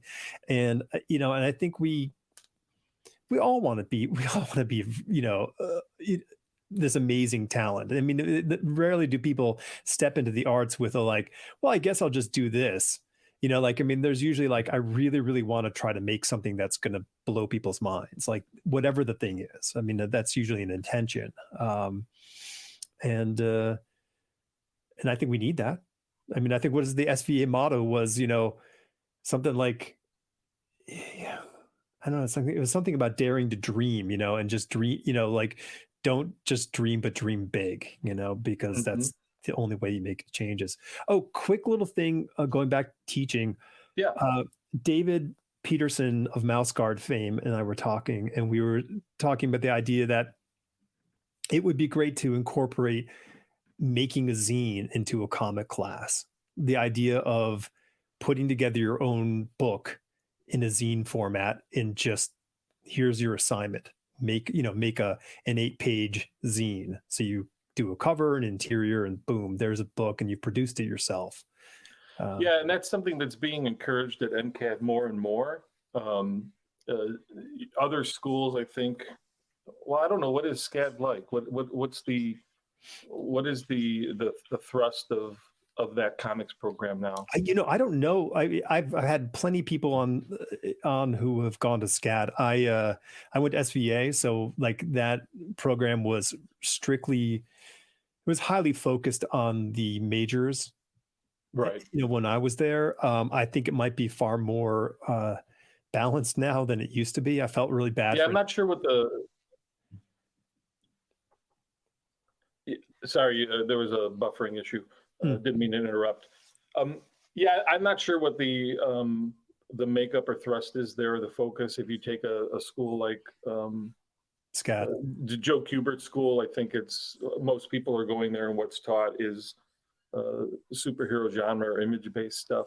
And MCAD, it has some of that, but is mostly kind of an indie comics auteur kind of thing. And there was a teacher there for a few years, Kevin Huzienga, who's done work for Fantagraphics and Drawn and Quarterly, and his whole thing was draw comics, make a book, draw comics, make a book, Right. just on and on and on. So we're stressing that more and more, and sometimes it is actually the assignment is make a mini comic, make a zine, and because comics are the entry level for comics is pretty low. You just need a pencil and paper or a marker and paper, and now you can scan stuff, and mass producing it is pretty easy too, and you can be publishing digitally as well. So there's really easy ways to get your own artwork out there and publish. And if you get into the production part of making your own zines, making your own books, I think that also gets an idea across to people, to the idea of building a body of work. And if you're collecting it, even if it's a 1-pager and a 3-pager, and you put them in a zine, that's a book. It's a little more substantial. Yep. And then you keep moving on, and it builds one thing after another. So I think it's a great idea, and more cartoonists should be doing that across the board. No, I firmly believe it. And the thing that I have felt was entirely lacking in my education was a sense of small business ownership, and the idea that regardless of whether you're going to go draw comic books for DC or Marvel or whomever, you're still a small business because you're not an employee of those companies. And I think understanding, like, you need to know how to do the whole thing, so when you're out there, you can do the whole thing. And nowadays, man, there is no reason to not do the whole thing. Yeah, you have more control over it. So when I started into comics, there were a few different ways to break in, but since I was about 15, I started paying attention to self-publishers. And in my case, that would be Dave Sim with Cerebus, and Wendy and Richard Pini with ElfQuest, maybe Jack Kotz with, was it The Last Kingdom? So there's a few I paid attention to and looked at. And so I was already training, get my head around it, that when I was ready to take the leap, I knew it. And I did everything I could to prepare myself for that. But I was not, when I started publishing at 21, a businessman. Right. And so we had to learn, Scott Biederstadt and I, on the fly to figure some of that. So I had some tools, but then we learned on the job. And everything that I've learned from that, and then in the years since, especially when you take into account that there's probably 10 or 12 mini comics industries within a larger industry, and there are many points of entry now. We get that across at MCAD too. I'm kind of astounded when I hear that other programs and art colleges don't have the kind of class you're talking about. Yeah. And for every major at MCAD, there is a professional practice class. And I've taught the comics professional practice class a few times. There's also a publishing class taught there by Tom Kaczynski, who runs Uncivilized Books. And so we're kind of like giving them a lot of that so they can pick their spots, get the tools, and then pick their spots about how they want to make it work for them. Because you can kind of jump in any different way, especially when we don't know what is going on with comics publishing and direct sales and everything else now. Things are tenuous as we speak. Well, comics are still dying, right? They're still dying, right? Yeah. Well, Neil Adams was wrong when he said that in 1970 or 75, that it was going to be gone in 5 years. And the direct sales distribution system saved it, but it also squeezed it into this incestuous little myopic trap. Mm-hmm. And now for decades we've been trying to break out of that. So and the other last point too on this topic was you said, or we were talking about the you were bringing up these schools and styles. Mm-hmm. And you cited Adams and Toth and Kirby. Well, that's still kind of set up in what we grew up with. Mm-hmm. And it's prevalent in certain genres in comics. But again, the kind of people who are coming into MCAD don't barely know that stuff. Sure. And they're not brought up on that. And now I'm thinking, okay, what are the new styles? I mean, I have people who are coming in the last 10, 12 years to MCAD. And for them, it's their favorite webcomic artist. It's Raina Telgemeier. Maybe there was for a while a Craig Thompson school. Mm-hmm. I see less anime and manga big eyes and more of a Miyazaki influence. Yeah, on a lot of comics artists now. Yeah. So there are new schools forming. Yeah. People are now coming up or have come up or been drawing comics for 10 or 15 years and either don't know the people we were talking about or don't care or heard about them and they like, yeah, whatever. Sure. That's a previous generation. So now I got to unpack like what are the new schools. Well, no, it's interesting. Me being me, going back to music concept is like, I cite Eddie Van Halen, but Eddie Van Halen's influence was, Eric Clapton. And right. when I first heard Van Halen, I'm like, I don't care about Eric Clapton. I only care about Van Halen. Mm-hmm. And I think that's sort of like so. And for Clapton, it was Robert Johnson. Right, totally. And like but in that respect, like, I mean, look how big an influence Mignola has been.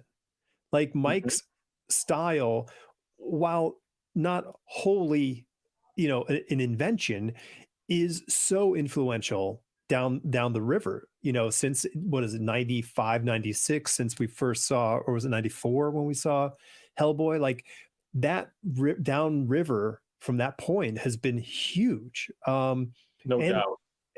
And listen, let's put Bruce Timm in that category.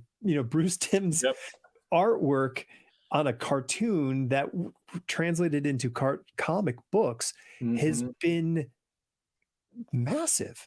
You're quite right. And both of those names come up. When I do show those artists in class, at least a third of the students know those guys. And again, that's removed from the source because there's Kirby and Toth in Timm. Oh, for sure. And then there's like Frazetta and Toth and Kirby and Mignola, even if Mignola doesn't cite Toth as a strong influence. That's what he's said publicly. Although it seems so to me, but you got to take his word for it. But at the very, probably if people are into black spotting now, they're going to go, what, Toth who, Alex who? They don't. They wouldn't see it. They almost all of them would cite Mignola first. Yeah, and they're going to point to Chris Samney, and they're going to point to Mike Mignola and go, well, these guys. Indeed, and rightfully so. They're looking at some great art. They are, and sometimes when I've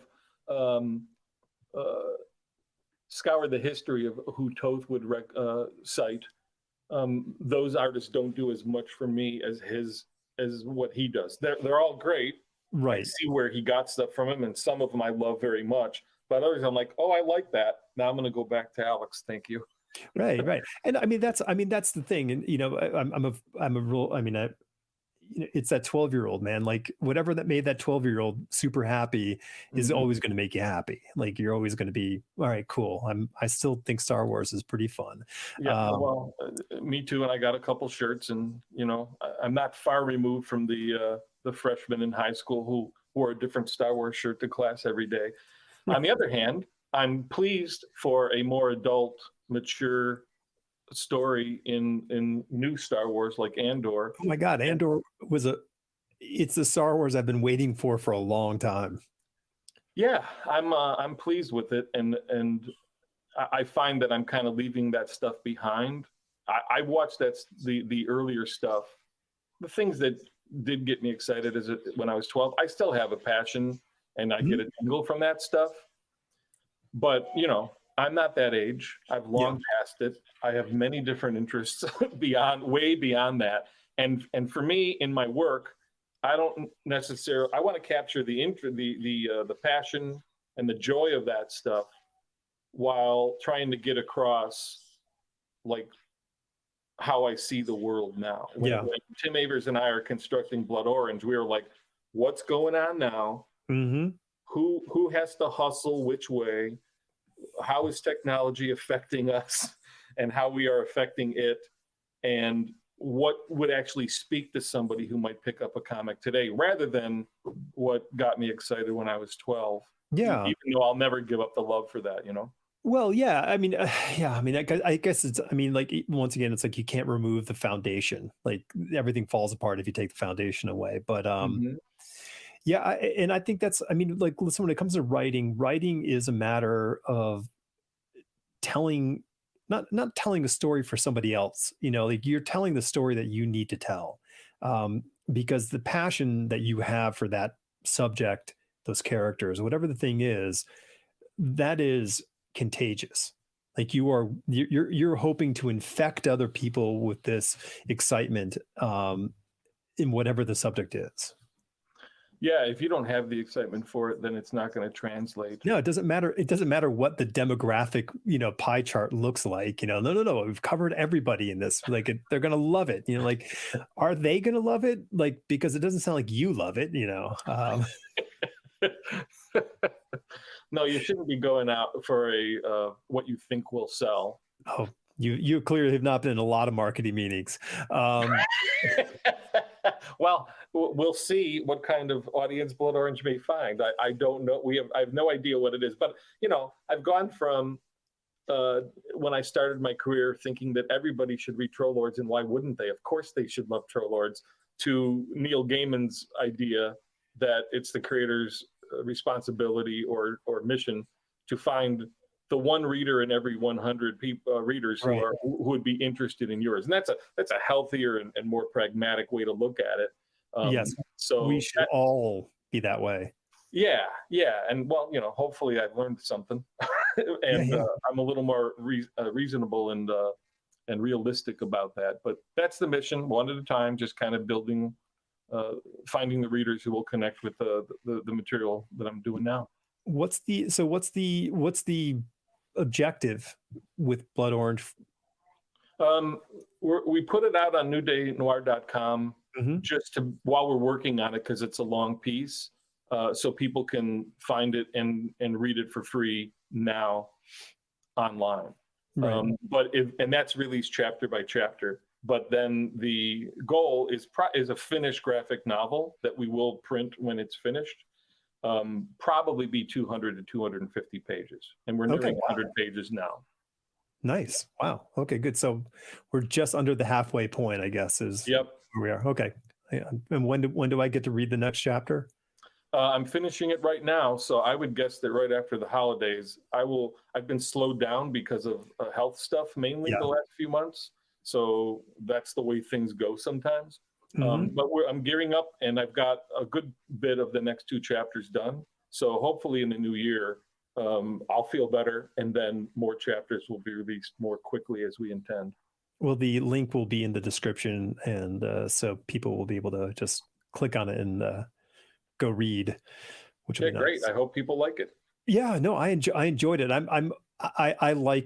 I like multi-thread stories. I like mysteries. I like curiosity. So I'm trying to weave it together as I'm reading it, going, where is this going? What is the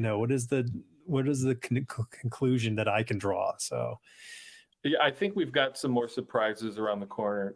Tim has done a lot of work, character and world building, and we've talked it out a lot over the time we've been working on it. I don't know if people will guess where we're going, because some of the stuff, even where we end, is not necessarily traditional. Yeah. All right. Cool. That's where the new in the new day in New Day Noir comes. That we're trying to flip a whole genre. We'll see if people think we're successful or not. Well, that's cool. Yeah. No. And I mean, I think that whole webcomic, giving it for free, is a really big thing.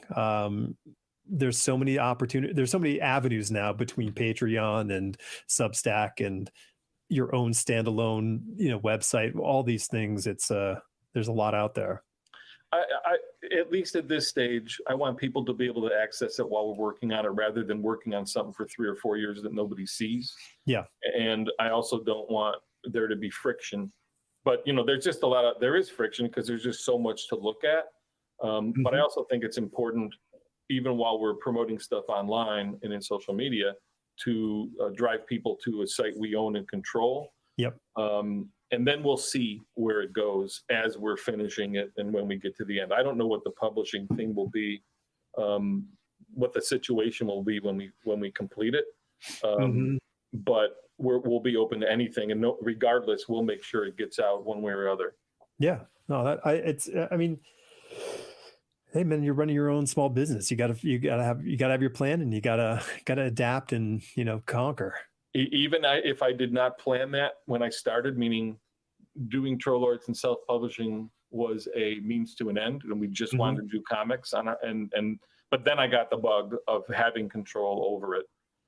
And even though I worked for DC and other companies after that, that kind of independent streak hasn't left me.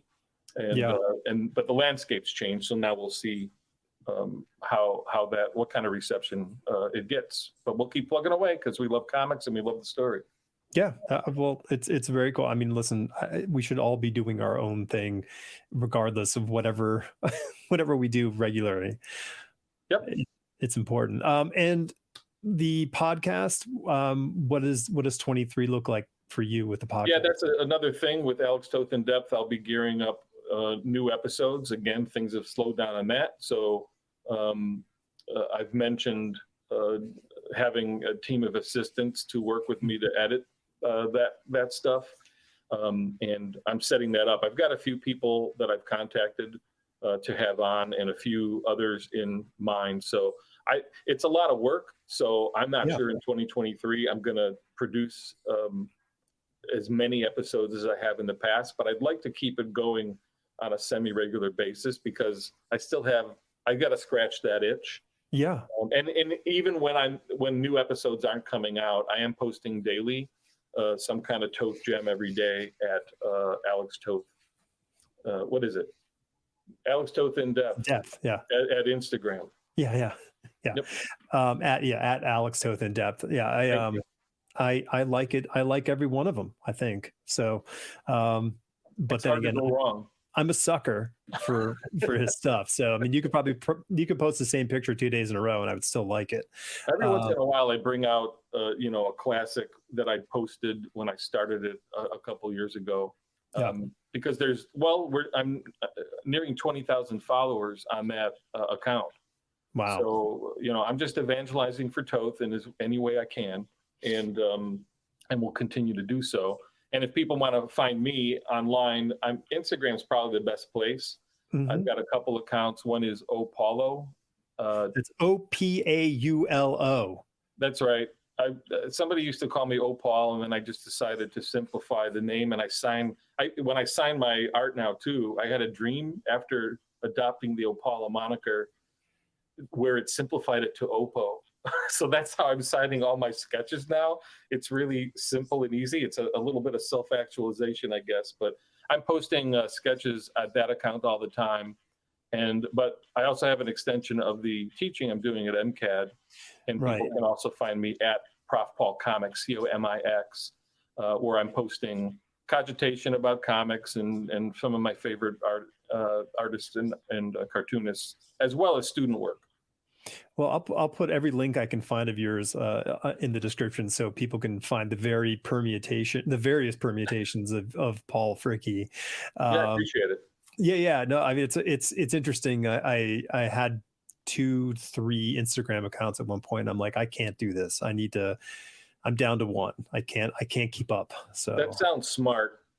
Each one of mine is focused, and then some get posted more than others. I was really trying to have all these different channels, and I realized I can't maintain multiple channels in my life. I have to just to handle one ridiculous mess of a channel, and that's the way I look at it.